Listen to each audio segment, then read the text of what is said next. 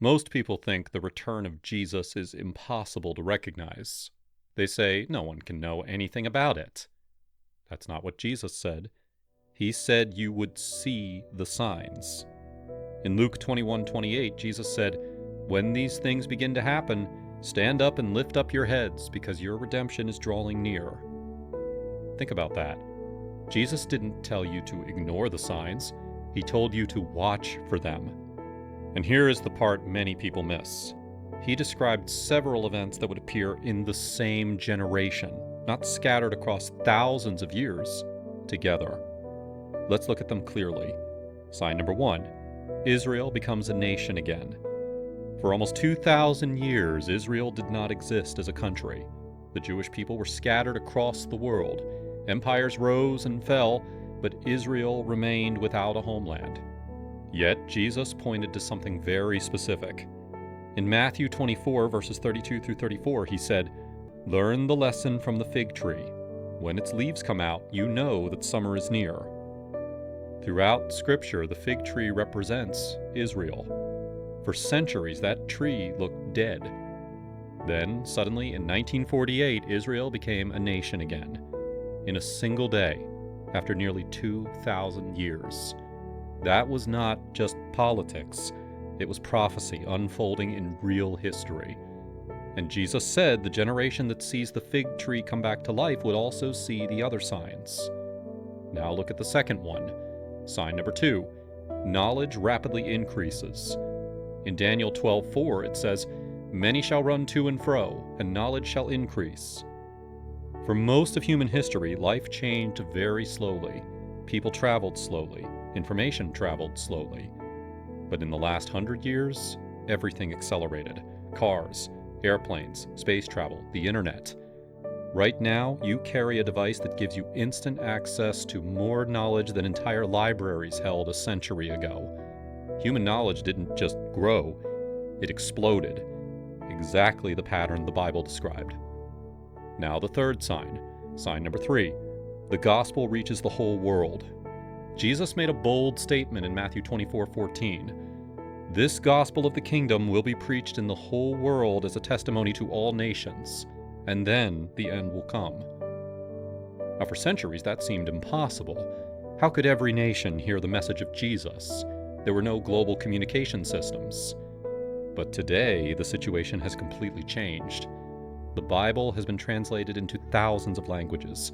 Missionaries have reached remote tribes across the planet, and the internet has removed borders for communication. Someone living in a closed country can hear about Jesus in seconds.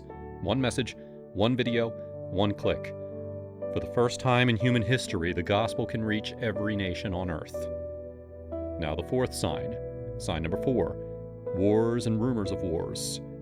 Jesus said in Matthew 24, verses 6 and 7, "You will hear of wars and rumors of wars. Nation will rise against nation." Now people often respond by saying, there have always been wars.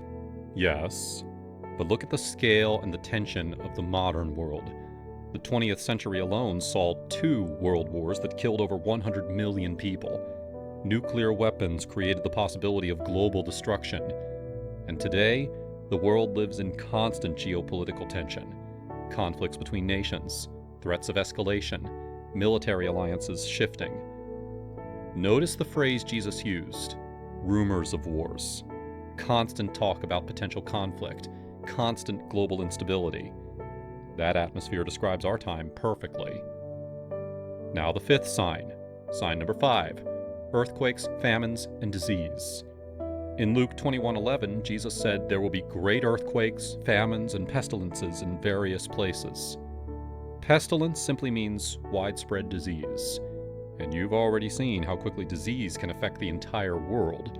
One outbreak can shut down travel, economies, and entire societies.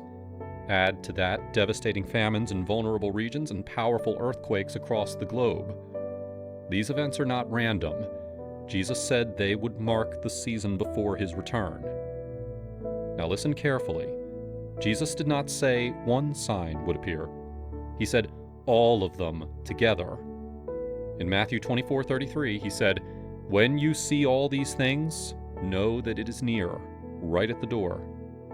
all these things. And right now, for the first time in history, they are all visible in the same generation. So what does that mean for you? It means history is moving somewhere. The return of Christ is not a myth. It is a promise. And Jesus made that promise personally. In John 14:3, he said, "If I go and prepare a place for you, I will come back and take you to be with me." His return is not meant to terrify you. It is meant to prepare you. So the real question is simple. Are you ready?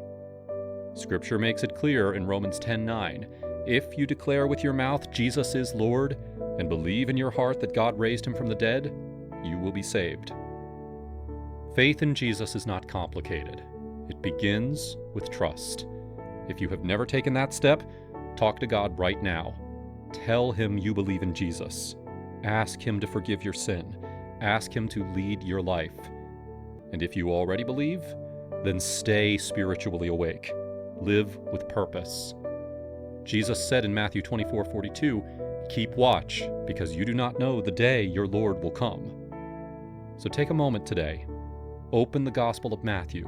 Read chapter 24 slowly. Then ask yourself one honest question. If Jesus returned today, would you be ready to meet him?